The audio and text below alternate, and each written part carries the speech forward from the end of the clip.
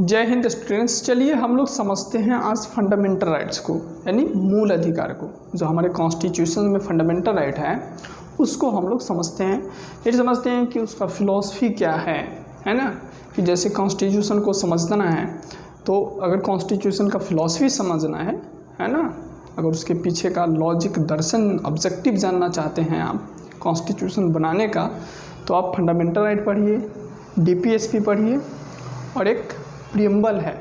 ठीक है, इन तीनों को जब आप समझ लोगे ना, जो उसमें ऑब्जेक्टिव्स मतलब जो उसका वर्ड है, जब आप उन सभी शब्द को समझ लोगे तो आप कॉन्स्टिट्यूशन जो संविधान है इंडिया का, उसका फिलॉसफी को आप आसानी से समझ सकते हो। मतलब उसके फिलॉसफी को आप समझ जाओगे कि आखिर कॉन्स्टिट्यूशन बनाया ही क्यों गया, संविधान बनाने का पर्पस क्या था, है ना। संविधान बनाने के पीछे पर्पस क्या था और जो हमारे कॉन्स्टिट्यूशन मेकर्स थे उनके माइंड में क्या थिंकिंग था उस समय और क्या वो विज़न देखते थे इंडिया को लेकर, इन सभी चीज़ों को आप समझ जाओगे।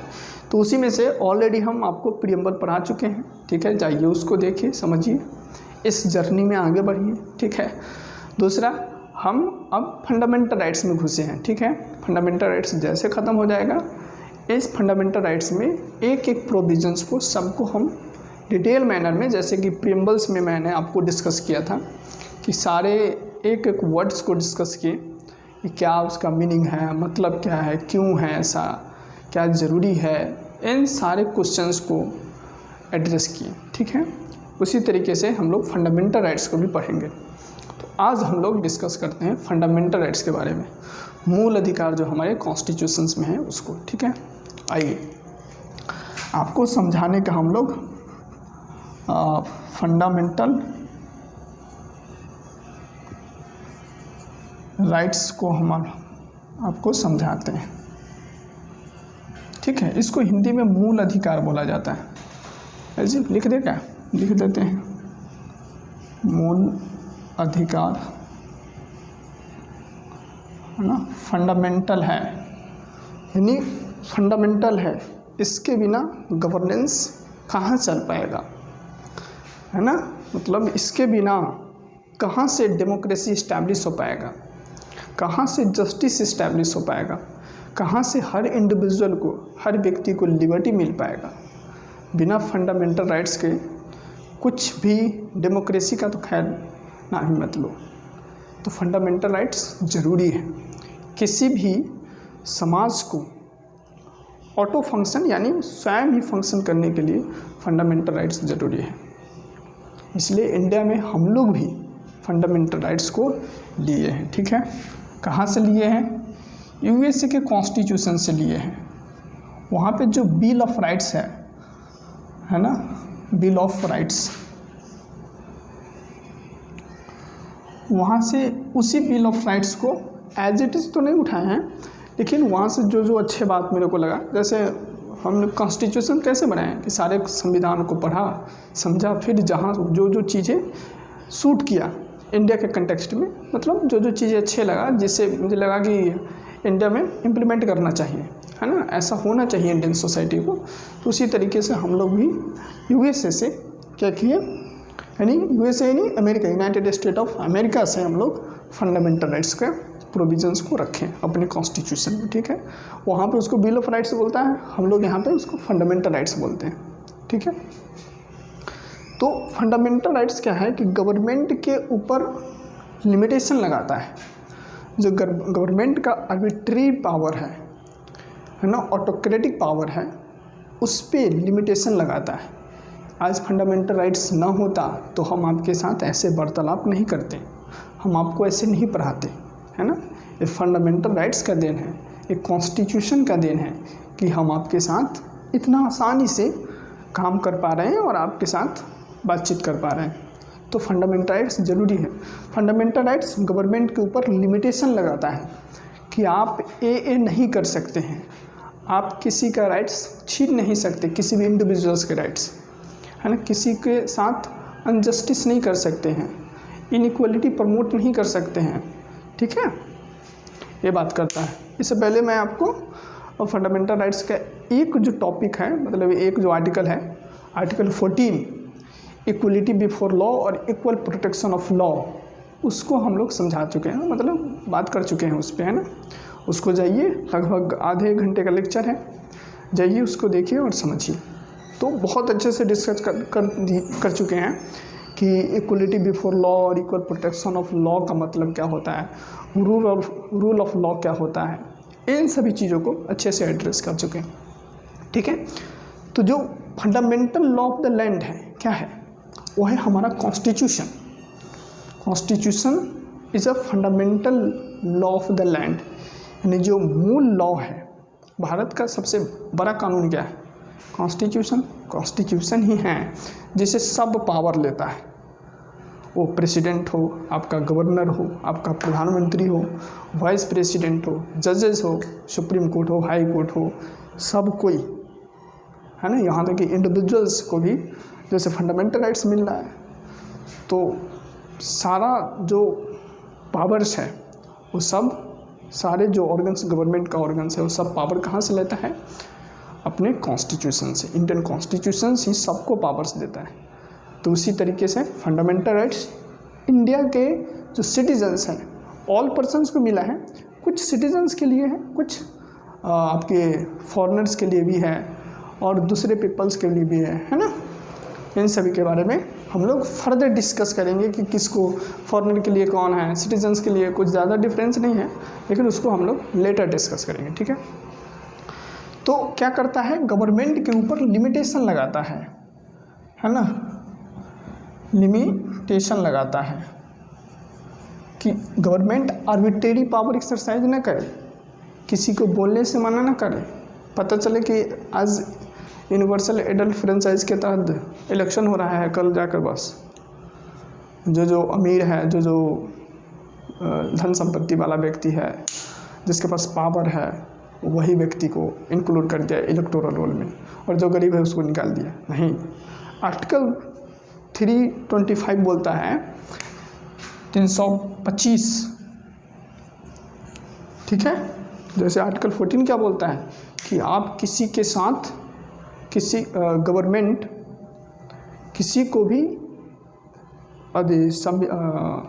इक्वलिटी बिफोर लॉ और इक्वल प्रोटेक्शन ऑफ लॉ, मतलब इक्वलिटी बिफोर लॉ और इक्वल प्रोटेक्शन ऑफ लॉ, यानी कि सरकार, राज्य अपने टेरिटरी के अंदर, है ना। आर्टिकल 14 बोलता है कि राज्य अपने टेरिटरी के अंदर, यानी राज्य मतलब भारत सरकार, ठीक है।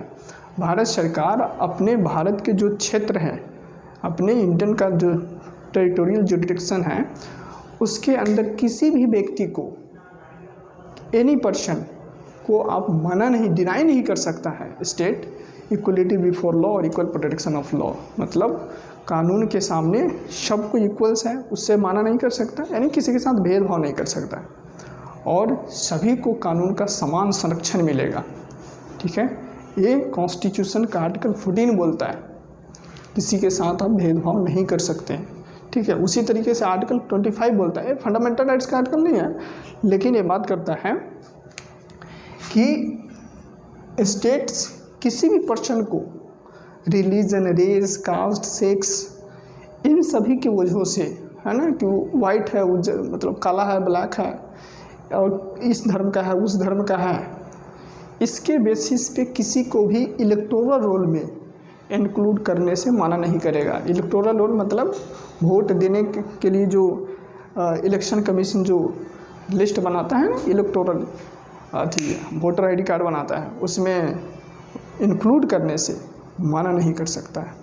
ठीक है, उसी तरीके से आर्टिकल 326 है, वो बात करता है कि लोकसभा का इलेक्शन और स्टेट लेजिस्लेटिव असेंबली का इलेक्शन यूनिवर्सल एडल्ट फ्रेंचाइज पे होगा, यानी जितने भी हमारे वयस्क व्यक्ति हैं सभी को मत देने का अधिकार है ना। कोई गरीब हो, अमीर हो, कोई फ़र्क नहीं पड़ता, सबको देना पड़ेगा, है ना। एक एग्जांपल शायद अब मैं आपको पहले भी दे चुका हूँ कि एक 10th या 9th का एक पॉलिटी का बुक है, उसमें एक बहुत अच्छा पिक्चर बना रखा है ना, कि आप एक बिजनेसमैन हैं, एक पॉलिटिशियन हैं, व्यक्ति लाइन में खड़ा है वोट डालने के लिए, ठीक है, और उसी में 2-4 किसान हैं, कुछ लेबर्स हैं, कुछ आपके नौजवान हैं, हमारे और आपके जैसे, सभी क्या हैं, एक लाइन में खड़ा है, तो किसी के साथ आप भेदभाव नहीं कर सकते। ठीक है, ये बात करता है हमारा कॉन्स्टिट्यूशन।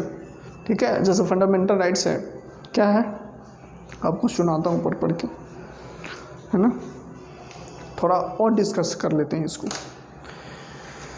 कि ये लगभग डिस्कस कर ही लिए कि जैसे गवर्नमेंट के ऊपर क्या लिमिटेशन लगाता है, उसी तरीके से लेजिस्लेचर के ऊपर लिमिटेशन लगाता है, पार्लियामेंट के ऊपर, स्टेट लेजिस्लेटिव असेंबली के ऊपर लिमिटेशन लगाता है कि आप आर्बिट्रेरी मैनर में कोई कानून मत बना दो, है ना। अगर आप ऐसा कोई कानून बनाते हैं तो उसके लिए सुप्रीम कोर्ट है, सुप्रीम कोर्ट उसका जुडिशियल रिव्यू करेगा। अगर वो कानून कॉन्स्टिट्यूशंस के दायरे में नहीं है, कॉन्स्टिट्यूशन के प्रोविजंस को ध्यान में रखकर अगर नहीं बनाया गया है, तो क्या वो अनकॉन्स्टिट्यूशनल डिक्लेयर कर दे हमारा सुप्रीम कोर्ट। समझ रहे हैं ना। तो सारा चीज़ दे रखा है कॉन्स्टिट्यूशन, इन्फोर्समेंट करने के लिए, आपको प्रोटेक्ट करने के लिए, सारा चीज़ कॉन्स्टिट्यूशन में है कि अगर आपका फंडामेंटल राइट वायलेट हो रहा है तो सीधे डायरेक्ट जाइए सुप्रीम कोर्ट के पास, सीधा सुप्रीम कोर्ट रिट पिटीशन जारी करेगा और सीधा लागू करेगा, है ना। जैसे आर्टिकल 32 है, वो बात करता है राइट टू कॉन्स्टिट्यूशनल रिमेडीज़। क्या बात करता है? राइट टू कॉन्स्टिट्यूशनल रिमेडीज़, कि आप जाइए, डायरेक्ट जाइए सुप्रीम कोर्ट के पास, नोट बाय अपील, अपील के थ्रू नहीं, अपील के थ्रू भी जा सकते हैं, लेकिन नेसेसरी नहीं कि आप अपील के थ्रू जाइए, कि मतलब पहले हाई कोर्ट्स के पास जाइए, हाई कोर्ट्स फिर सुन ले, अगर सेटिस्फाइड नहीं तो फिर जाइए सुप्रीम कोर्ट, वो भी चल सकता है। लेकिन आप डायरेक्ट भी जाइए, ये सुप्रीम कोर्ट का गेट खटखटाइए और बोलिए कि हजूर मेरा फंडामेंटल राइट वायलेट हो रहा है। ठीक है, कि मुझे बोलने नहीं दिया जा रहा है, मुझे अपने रिलीजन को मानने नहीं दिया जा रहा है, मुझे कहीं भी घूमने नहीं दिया जा रहा है, मुझे किसी कमरे में बंद कर रखा है। समझ रहे हैं ना, ये सारा फंडामेंटल राइट्स है।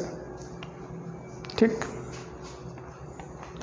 और फंडामेंटल राइट्स का उद्देश्य क्या है कि जैसे इंडिया में क्या चलता है, रूल ऑफ लॉ है। जैसे आपको बताएं कि fundamental law of the land क्या है, वो हमारा कॉन्स्टिट्यूशन है ना। कि जो fundamental law of the land है, फंडामेंटल लिख दे क्या,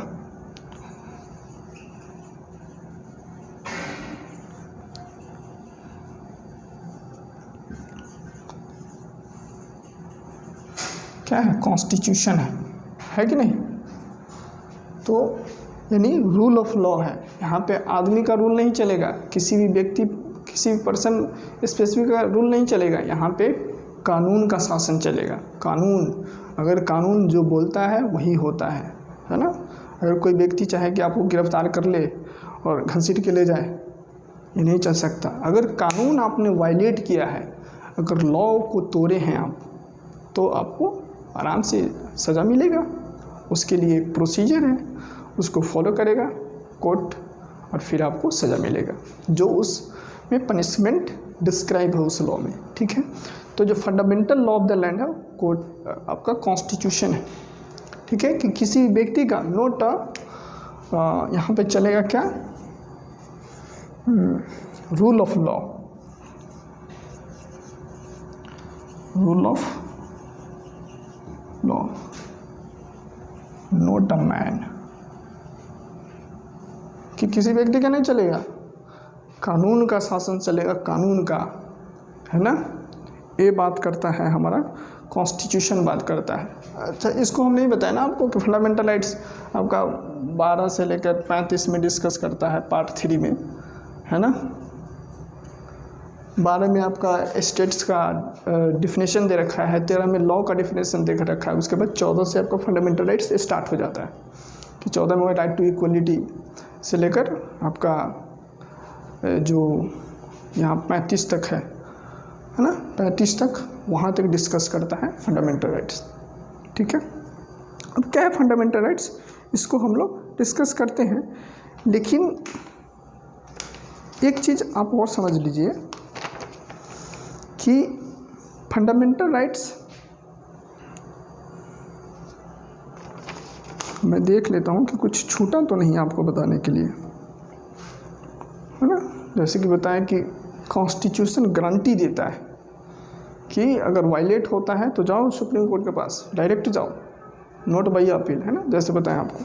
तो उसी तरीके से हमारा कॉन्स्टिट्यूशन बात करता है कि किसी भी सिटीजन्स का ऑल अराउंड डेवलपमेंट होना चाहिए।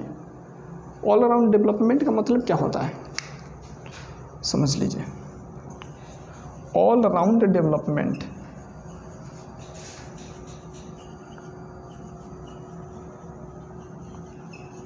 मतलब कि चौमुखी डेवलपमेंट होना चाहिए, यानी 360 डिग्री, है ना, इसको 360 डिग्री बोलिए कि 360 डिग्री डेवलपमेंट होना चाहिए। किसी व्यक्ति का सिर्फ मटेरियल नहीं, है ना, सिर्फ मटेरियल नहीं, सिर्फ इंटेलेक्चुअल नहीं,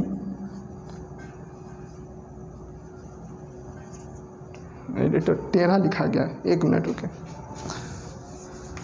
इंटेलेक्चुअल ही नहीं, सिर्फ मटेरियल है, शॉर्ट में लिख देते हैं, सिर्फ मटेरियल नहीं, इंटेलेक्चुअल ही नहीं, आपका मोरल भी डेवलपमेंट होना चाहिए, आपका स्पिरिचुअल भी डेवलपमेंट होना चाहिए, है ना, कि चारों तरफ से डेवलपमेंट। किसी भी व्यक्ति को क्या है, जीवन सिर्फ मटेरियल गुड्स के लिए आएंगे क्या, सिर्फ खाने के लिए पैदा लिए, है, कुछ समझने के लिए भी, कुछ पढ़ने के लिए भी, दुनिया को जानने के लिए भी, बोलने के लिए भी, अपने आप को समझने के लिए भी, ये सारे एक व्यक्ति का जीवन का मकसद क्या रहता है ना। खाना ही तो सिर्फ मकसद, खाना ही तो बेसिक नेसेसिटी है कि खाना खाओ बस, काम खत्म। उसके बाद भर दिन क्या करोगे, खाना को क्या चावल चुनते थोड़ी ना रहोगे, चावल में से कीड़ा निकालते रहोगे, और भी काम है। तो हर तरीके से एक इंडिविजुअल का डेवलपमेंट हो सके वो हमारा कॉन्स्टिट्यूशन सिक्योर करता है। इसलिए जो डीपीएसपी है, directive principles of state policy, DPSP state के ऊपर मोरल ऑब्लिगेशन लगाता है कि आप सिटीजन्स का सोशल जस्टिस कीजिए, है ना, मटेरियल जस्टिस कीजिए, मतलब कि सोसाइटी में उसको जस्टिस मिलना चाहिए।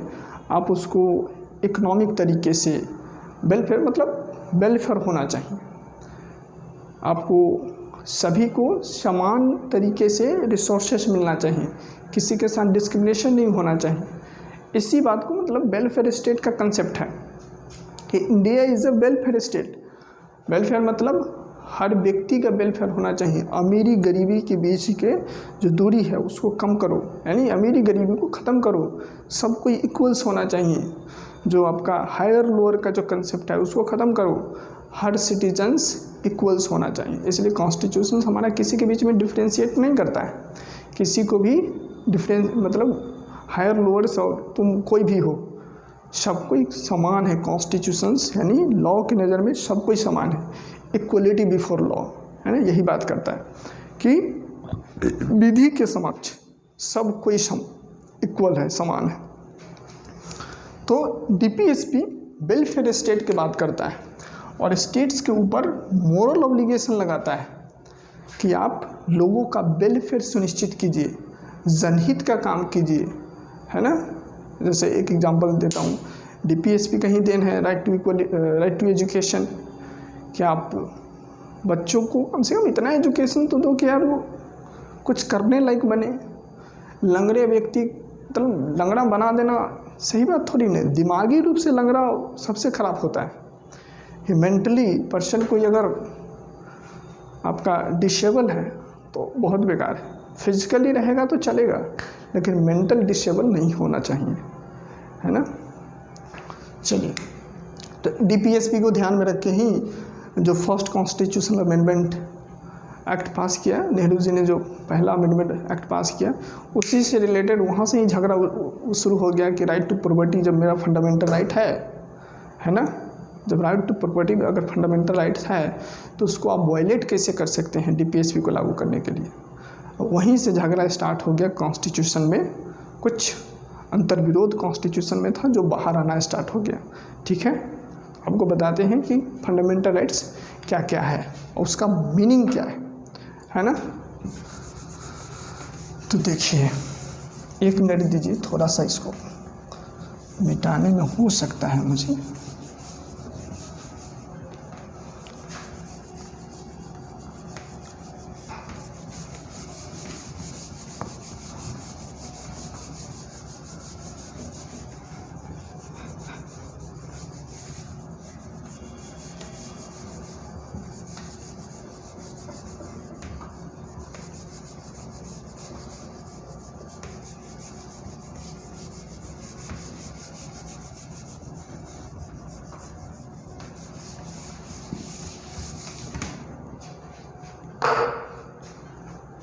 तो चलिए आप समझते हैं कि कौन कौन से फंडामेंटल राइट्स हमारा कॉन्स्टिट्यूशन हम सभी को देता है। ठीक है, तो फंडामेंटल राइट्स आपको देता है, जो आर्टिकल आपको पता ही है 12 से लेकर 35 तक डिस्कस करता है पार्ट 3 में। ठीक है, तो सबसे पहला है वो है राइट टू इक्वलिटी।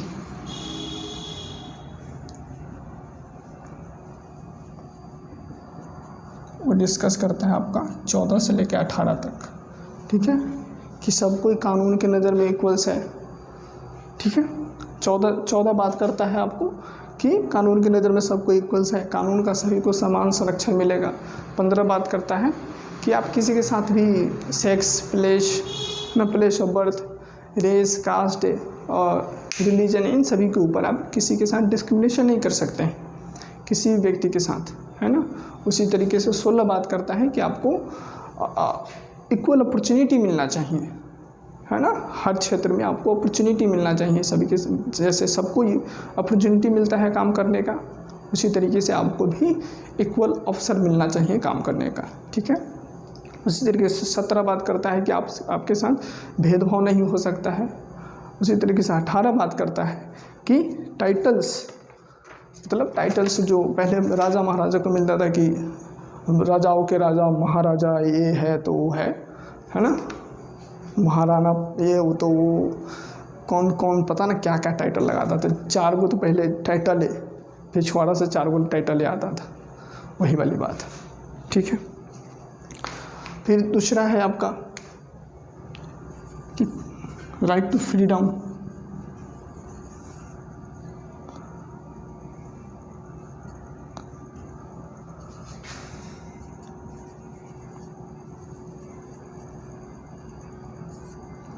अब ये बात करता है 19 से लेके 22 तक। ठीक, कि आप तो हर तरीके से स्वतंत्रता है, बोलने के लिए, घूमने के लिए, कहने के लिए, कुछ भी सोचने के लिए, समझने के लिए। आपको जहाँ इच्छा है वहाँ जाइए, मौज मस्ती कीजिए, एंजॉय कीजिए। आपको जिस तरीके का काम करना है ना, जिस तरीके प्रोफेशन में आपको मज़ा आता है वो कीजिए, एंजॉय कीजिए, काम कीजिए, देश में आप डेवलपमेंट कीजिए। ठीक है, ये बात करता है आपका राइट टू फ्रीडम। पहले लिख लेते हैं फिर आपको समझाते हैं ना। तीसरा आपका बात करता है राइट अगेंस्ट एक्सप्लॉयटेशन।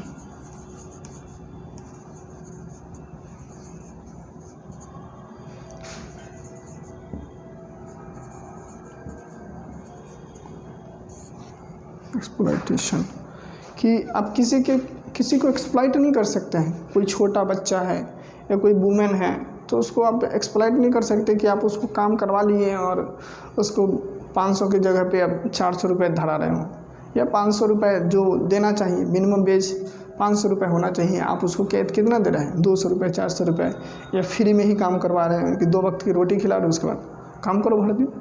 आप किसी को एक्सप्लॉइट नहीं कर सकते हैं, है ना आप लेबर को एक्सप्लॉइट कर सकते हैं, ना किसी बच्चों को एक्सप्लॉइट कर सकते हैं, ना किसी वुमन को एक्सप्लॉइट कर सकते हैं, ना किसी गरीब को एक्सप्लॉइट कर सकते हैं।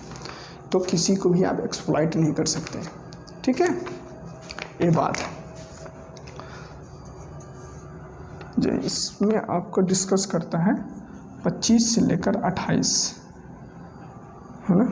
ठीक है, सॉरी,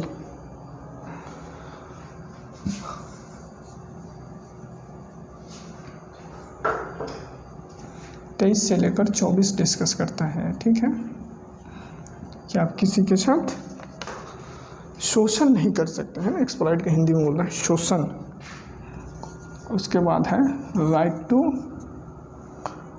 फ्रीडम ऑफ रिलीजन।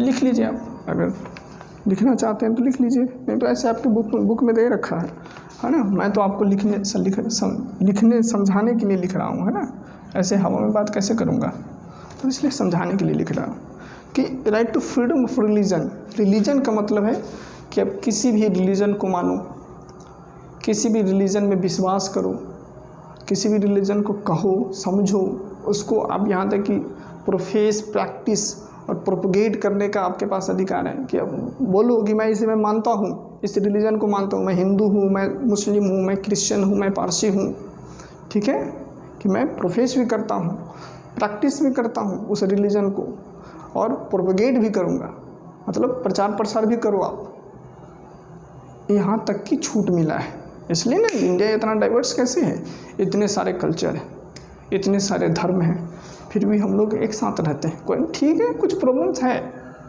कुछ है, लेकिन फिर भी मतलब हमको ज़्यादा नहीं लगता प्रॉब्लम, 10% है। 10, 15, 20 साल का और खेल है, तब तक सोसाइटी रिफॉर्म हो जाएगी। सोसाइटी रिफॉर्म होने में टाइम लगता है ना, कोई भी चीज़ें सोसाइटी में चेंज होने में टाइम लगता है, तो सोसाइटी में चेंज होने में 10-20 साल और लगे, एक जनरेशन ज़्यादा से ज़्यादा। उसके बाद फिर क्या, सब इक्वल्स भाईचारे की भावना आना स्टार्ट हो जाएगा, ठीक है, कि हम सभी इंडियंस हैं, ना हम बिहारी है और नहीं हम मराठी है, नहीं गुजराती है, नहीं हम तमिल है, हम कौन है, इंडियन है, ठीक है। तो नेशनहुड का कंसेप्ट आ जाएगा कुछ समय बाद, अभी तो खैर थोड़ा क्लैश होता ही है। तो ये बात करता है right to freedom of religion, कि आप किसी भी रिलीजन को मानिए, कोई फ़र्क नहीं पड़ता है। यहाँ तक पॉजिटिव कंसेप्ट ऑफ रिलीजन है, एक निगेटिव कंसेप्ट होता है, एक पॉजिटिव कंसेप्ट होता है। इंडिया पॉजिटिव सेकुलरिज्म को एक्सरसाइज करता है ना, सपोर्ट करता है, यानी पॉजिटिव वे में सेकुलर रिलीजन को लेता है कि मैं आपके रिलीजन को सपोर्ट करूँगा, सबके रिलीजन को सपोर्ट करूँगा और मैं सुनिश्चित करूँगा कि आपका रिलीजन्स बढ़े, फूले, फले, है ना, अच्छा हो और उसमें अच्छी अच्छी बातें आए। इसलिए देखते हैं कि इतना मंदिर, मस्जिद, ये सब कैसे कि हम रिलीजन्स को पॉजिटिव वे में लेते हैं, नेगेटिव वे में नहीं कि रिलीजन्स अलग है, स्टेट अलग है। रिलीजन्स यहाँ पे इंटरफेयर नहीं करेगा स्टेट में, रिलीजन इंटरफेयर नहीं करेगा कि पॉलिसी मेकिंग में, कानून बनाने में कि इस धर्म का कुछ रिप्रेजेंटेटिव्स है, इस धर्म का कुछ रिप्रेजेंटेटिव्स नहीं, वो नहीं चलेगा। कानून बनाने में यहाँ किसी का इंटरफेयर नहीं, मतलब स्टेट में इंटरफेरेंस नहीं होगा, है ना, राज्य में दखल अंदाजी नहीं होगा किसी भी रिलीजन का, ठीक है। राज्य रिलीजन से टोटल अलग है, बस राज्य रिलीजन को सपोर्ट करता है और सपोर्ट करता है इक्वल मैनर में सभी रिलीजन को, सिर्फ किसी एक रिलीजन को नहीं, सब रिलीजन को, ठीक है। इससे बोला जाता है पॉजिटिव सेकुलरिज्म, ठीक है। इसको ऑलरेडी हम लोग समझा चुके हैं, फिर भी जब इसको पढ़ाएंगे हम लोग समझेंगे तब फिर इसको समझाएंगे आपको, ठीक है। इसके टेंशन नहीं लेने का, ये मेरे ऊपर है। एक एक कल्चरल एंड एजुकेशनल राइट्स कि आप कल्चरल एंड एजुकेशनल राइट्स आपका 29 से बात करता है 30 में, ठीक है, कि आपका कल्चर्स को प्रोटेक्ट कीजिए, मैं इंश्योर करूँगा कि आपका कल्चर रहे, उसको प्रिजर्व कीजिए, है ना, पर कल्चर ख़त्म नहीं होना चाहिए। इंडिया में कितने सारे कल्चर हैं, मराठा लोग कुछ और कपड़ा पहनता है ना, आपका राजस्थानी कुछ और तरीके का ड्रेस पहनता है, पंजाबी कुछ और तरीके का ड्रेस पहनता है, दिल्ली में आ जाओ तो कुछ और ड्रेस चलता है, आपका बिहार में आ जाओ तो कुछ और ड्रेस चलता है, उसी तरह साउथ इंडिया में चले जाओ तो कुछ और ड्रेस ही चलता है। तो कितने सारे कल्चर हैं, है ना। उस संस्कृति मतलब कितना डाइवर्स संस्कृति है, बहुत डाइवर्सिटी है, यानी इन सभी को प्रोटेक्ट करने का हक है। ऐसा नहीं कि ठीक है जो गवर्नमेंट फंडेड स्कूल मतलब जो सरकारी स्कूल्स होता है उसमें यूनिफॉर्म ड्रेस कोड का कंसेप्ट है कि हाँ मतलब उसको भेदभाव को ख़त्म करने के लिए लागू किया गया है कि किसी भी अमीर बच्चों को ना लगे कि हाँ तो डेली हाई फाई कपड़े पहन कर ला रहा है, लग्जरियस कपड़ा पहन कर आ रहा है, गरीब बच्चे को फटा पुरान पहन कर। इस सभी चीज़ों से बचने के लिए यूनिफॉर्म ड्रेस कोड लागू किया गया है। लेकिन आप कहीं भी जाइए आपको हर कल्चर का लोग मिलेगा। दिल्ली में आ जाओ तो कोई आप देखो कोई धोती में है, कोई घाघरा टांगा हुआ है ना। मेट्रो में जब आप जाओगे ना देखोगे मेट्रो में मिलेगा आपको कि कोई आपका धोती कुर्ता पहन रखा है, कोई लुंगी डांस कर रहा है, तो कोई आपका साउथ इंडिया से है तो धोती में है, वाइट पर पहन रखा है, कोई आपका नॉर्थ इंडिया से है तो वहाँ का कुछ और ही ड्रेस है। तो कितना कल्चरल डाइवर्सिटी है। इन सभी को प्रोटेक्ट करने और प्रिजर्व करने का आपके पास अधिकार है, ठीक है। एंड एजुकेशनल राइट्स कि आप अपने हिसाब से एजुकेशन दीजिए। आप सभी को आपके मदर टंग में क्या एजुकेशन मिलना चाहिए। जैसे 3 लैंग्वेज कंसेप्ट का अभी तो खैर कंसेप्ट चल ही रहा है, झगड़ा भी हो रहा है कि हिंदी कहीं थोप ना दिया जाए साउथ इंडिया में। हालांकि मुझे नहीं लगता कि थोपना है, आपके ऊपर है कि 3 लैंग्वेज का कंसेप्ट है। बहुत सारी रिपोर्ट में भी बोला है, पुंजी कमीशन बोला है, आई थिंक सरकारिया कमीशन भी बोला है, आपका एडमिनिस्ट्रेटिव रिफॉर्म कमीशन भी बोला है, मतलब है ना। रिपोर्ट जो एडमिनिस्ट्रेटिव रिफॉर्म रिपोर्ट है आई थिंक उसमें भी बोला है। तो सब 3 लैंग्वेज कंसेप्ट की बात करता है कि एक आप अपना मदर लैंग्वेज ले लीजिए, उसमें बच्चों को पढ़ाइए। इंग्लिश तो कंपलसरी क्योंकि ग्लोबल लैंग्वेज है तो इंग्लिश तो पढ़ना पड़ेगा बेटा, उसको कैसे छोड़ दोगे। एक और कोई लैंग्वेज ले लो, हिंदी ले लो, गुजराती ले लो, मराठी ले लो, कन्नड़ ले लो, तमिल ले लो। किसी पे भी कल्चर थोपने की बात नहीं है। यहाँ पे कल्चर को हम लोग क्या करते हैं, सेलिब्रेट करते हैं, कल्चर को प्रिजर्व करते हैं। और बताओ ना यार कि नॉर्थ इंडिया से साउथ इंडिया जाए और एक ही कलर का व्यक्ति लौके मतलब दिखे, है ना। लौके मतलब भोजपुरी भाषा है, लौकेना का मतलब दिखना, कुछ दिखता है। तो यहाँ से नॉर्थ इंडिया से कोई साउथ इंडिया जाए और एक ही रंग का आदमी दिख रहा है, उसी प्रकार का ड्रेस पहनना है, एक ही कल्चर है, यहाँ भी लिट्टी चोखा मिल रहा है, वहाँ भी लिट्टी, और सिटी होना चाहिए। यहाँ के खाना कुछ और, वहाँ के खाना कुछ और, जाओ एंजॉय करो। यही तो इंडिया का मतलब क्या है, डाइवर्सिटी फिर भी यूनिटी, ठीक है, डाइवर्सिटी विथ यूनिटी, ठीक है। ये है कल्चरल ने एजुकेशनल राइट की बात करता है कि आपको प्रोटेक्ट करने का हक है, फंडामेंटल राइट्स है, वायलेट नहीं कर सकते, ठीक है। तभी तो इंडिया में इतना डाइवर्सिटी है, डाइवर्सिटी होने के बावजूद भी मस्त हम लोग जीते। कितना सुंदर है यार, मतलब भारत कितना सुंदर है, तो मतलब धन्य हो गया इंडिया में पैदा लेके। बस खाली एक ही दिक्कत है कि हमारे पॉलिटिशियन लोग थोड़ा सा करप्ट है, पॉलिटिकल एक्सप्रेशन की कमी है, वो भी हो जाएगा ठीक, राइट टू प्रॉपर्टी कुछ समय के बाद। सोसाइटी में रिफॉर्म होने में टाइम लगता है। ये राइट टू प्रॉपर्टी लिखा है, ठीक है, कि आपके पास धन रखने, संजोय करने का, बेचने का, उसको किसी को ट्रांसफ़र करने का, है ना, वो सब हक है, पहले था। लेकिन इसको उड़ा दिया गया है 38 कॉन्स्टिट्यूशनल अमेंडमेंट एक्ट के थ्रू, 38 नहीं 44 है, गलती बोल दिया मैं, ठीक है। ये 44 कॉन्स्टिट्यूशनल अमेंडमेंट एक्ट के थ्रू 1978 में, है ना, इसको फंडामेंटल राइट से लीगल राइट बना दिया गया। लीगल राइट का मतलब क्या होता है कि कानूनन अधिकार है कि आप धन को रखिए, उसको बेचिए, आपको उसको संजोय करने का रखा मतलब हक है, बेचिए, रखिए, किसी को देना है दे दीजिए, है ना, आपके पास हक है कि आपके पास लीगल राइट है। Article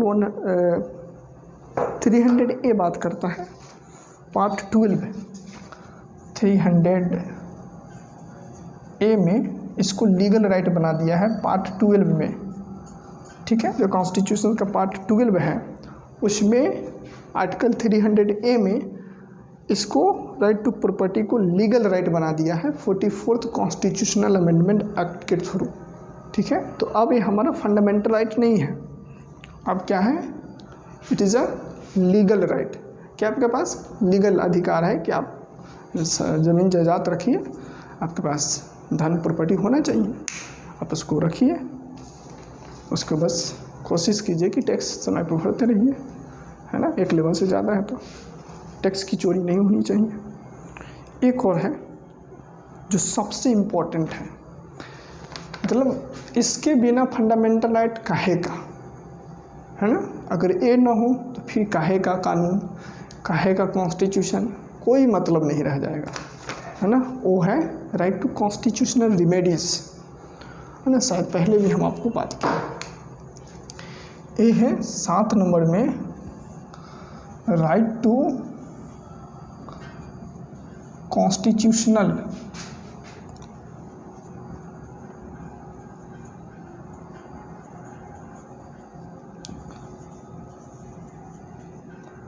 remedy, right to constitutional remedy. देख लेता हूँ, रिमेडीज ठीक है ना। इसको IS लगा दीजिए, पुल्लर बना दीजिए। ये आर्टिकल 32 बात करता है कि आपको अगर कॉन्स्टिट्यूशनल राइट वायलेट होता है, मतलब फंडामेंटल राइट्स आपका वायलेट होता है, तो आप सीधे जाइए सुप्रीम कोर्ट के पास, न्यायालय द्वारा प्रवर्तनीय है, यानी जस्टिसेबल है। यानी अगर वायलेट करता है कोई व्यक्ति, सरकार या कोई अथॉरिटी जिसके पास कानून को लागू करने का हक है, कानून बनाने का हक है, या कोई इंडिविजुअल हो, अगर कोई भी वायलेट करता है तो आप डायरेक्ट जाइए सुप्रीम कोर्ट के पास।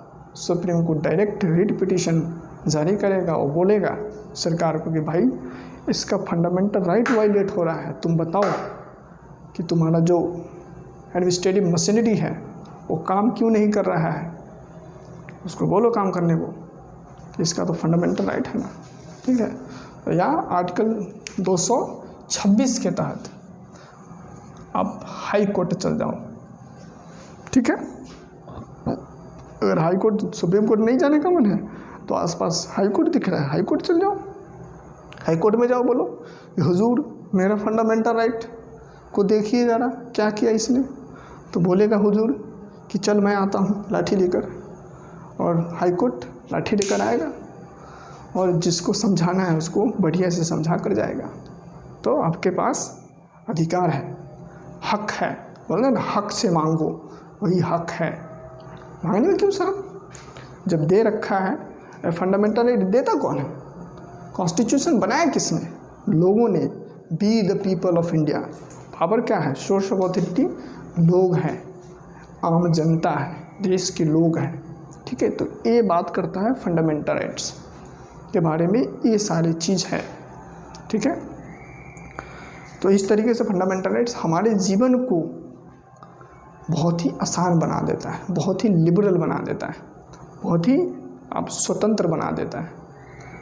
फंडामेंटल राइट्स ना हो तो फिर क्या ही बचेगा, जीवन में क्या ही बचेगा। तो फंडामेंटल राइट्स गवर्नमेंट के ऊपर भी क्या एक लिमिटेशन लगाता है, ठीक है। तो हम आपको समझा दिए कि क्या क्या राइट्स हैं, फंडामेंटल राइट्स क्यों ज़रूरी है, क्या इम्पोर्टेंस है इसका, क्यों लाया गया, है ना। क्यों लाया गया, क्योंकि सरकार पॉलिटिकल डेमोक्रेसी इस्टेब्लिश करना है ना।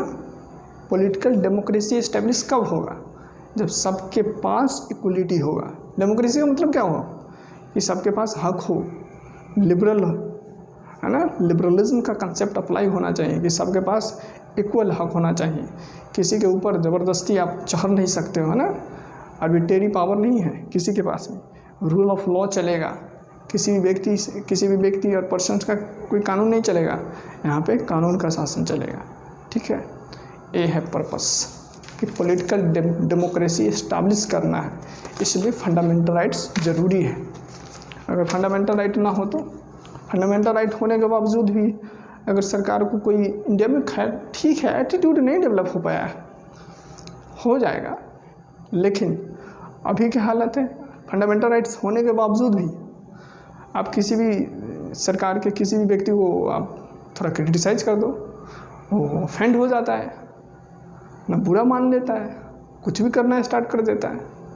तो ये हाल है। अगर फंडामेंटल राइट ना होता तो क्या हाल होता, समझ रहे ना आप। तो ये वाली बात है।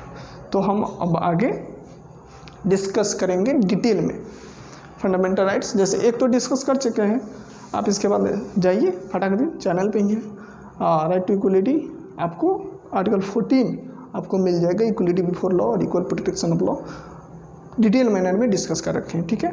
तो उसको जाइए देखिए। तब तक फिर हम आगे डिस्कस करेंगे 15 से लेकर 35 तक, है ना, 35 तक है, यहाँ तक तो 32 तक ही है, 2-3 है, तो उसको भी हम लोग समझने का कोशिश करेंगे उसमें क्या लिखा है, ठीक है।